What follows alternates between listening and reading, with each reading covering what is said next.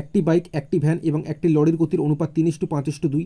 ভ্যানের গতি লরির গতির 250%, যা 12 ঘন্টায়। যা বলতে লরিকে বোঝানো হয়েছে, তো লরিটি 12 ঘন্টায় 360 কিলোমিটার অতিক্রম করে। বাইক ও ভ্যানের গড় গতিবেগ একত্রে কত?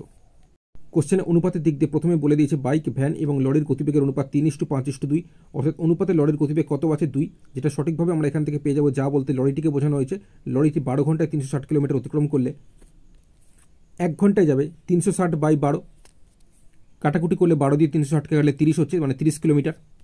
1 ঘন্টায় বের করেছি, মানে লরিটির গতিবেগ সঠিকভাবে হচ্ছে 30 কিলোমিটার পার ঘন্টা, যেটা কোশ্চেনে অনুপাতে লরির গতিবেগ কত বলেছিল? 2।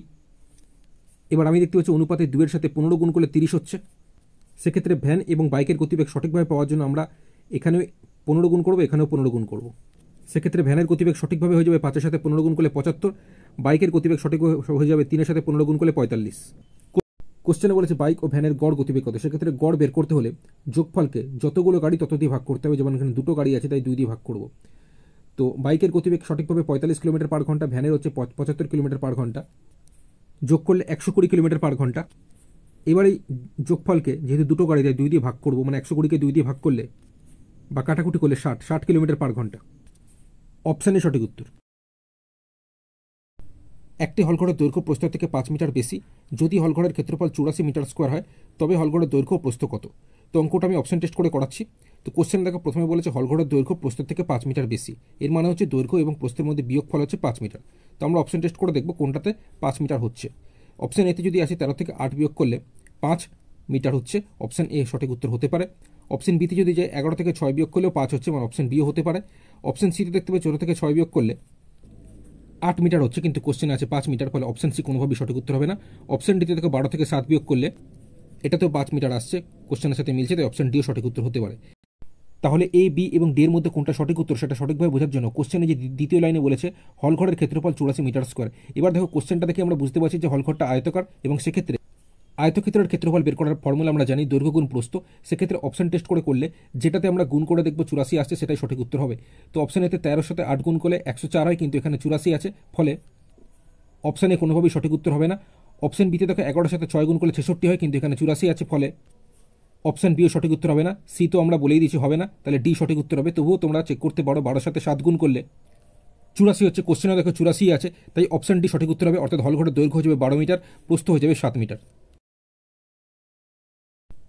দুটি পাত্র যথাক্রমে 3:2 এবং 6:5 অনুপাতে দুধ এবং জলের মিশ্রণে ভরা আছে। কোন অনুপাতে এই মিশ্রণগুলি মিশ্রিত করলে নতুন মিশ্রণে দুধ এবং জলের অনুপাত হবে 4:3? এই ধরনের অঙ্ক অ্যালিগেশন মেথডে করতে হলে হয় তোমরা দুধ নিয়ে কাজ করবো অথবা এখানে জল নিয়ে কাজ করবো। আমি দুধ নিয়ে কাজ করছি, সেক্ষেত্রে প্রথমেরটা দুধ, পরেরটা জল। এখানে 3 আর 2 মিলে টোটাল 5, 5-এর মধ্যে 3 হচ্ছে দুধ, মানে 3/5 হচ্ছে দুধ। পরেরটাতে 6 আর 5 যোগ করলে 11, 11-এর মধ্যে 6 হয়ে যাচ্ছে দুধ। এরপরে নতুন মিশ্রণে এখানে 4 আর 3 যোগ করলে এই 7-এর মধ্যে 4 হয়ে যাচ্ছে দুধ, অর্থাৎ 4/7। অ্যালিগেশন মেথডের নিয়ম অনুযায়ী কোনাকুনি এরকম বিয়োগ করতে হয়। তো সেক্ষেত্রে এখানে 3/5 বিয়োগ 4/7 করলে নিচে এখানে 5 সাথে গুণ করলে 35, ওপরে এখানে 7 3 21 বিয়োগ 5 4 20 করলে, অর্থাৎ 21 থেকে 20 বিয়োগ করলে 1, মানে 1/35 হলো এখানে। এদিকটা কোনাকুনি 4/7 থেকে 6/11 বিয়োগ করলে নিচে এখানে 7 11 গুণ করলে 77, উপরে এখানে 11 4 44 বিয়োগ 7 6 42, অর্থাৎ 44 থেকে 42 বিয়োগ করলে 2 হচ্ছে। এবার 2/77 আর এখানে 1/35, এটা অনুপাতে যদি আমরা বের করতে চাই, সেক্ষেত্রে দেখো 77 এবং 35 7 দিয়ে কাটে, 7 11 77, 7 5 35। এবার কোনাকুনি গুণ করো, 5 2 10, এখানে 11 গুণ করলে 11, 10:11। অপশান সি সঠিক উত্তর। 15টি সংখ্যার গড় হলো 7। এর মধ্যে প্রথম 8টি সংখ্যার গড় 6.5 এবং শেষ 8টি সংখ্যার গড় 9.5। মাঝের সংখ্যাটি কত? দেখো এখানে আমি যেটা করব, প্রথম 8টি সংখ্যার যোগফল বার করব, শেষ 8টি সংখ্যার যোগফল বার করব।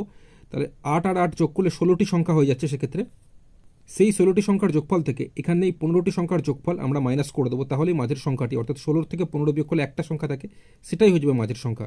এইভাবে মাঝের সংখ্যাটা আমরা পাবো, ঠিক আছে?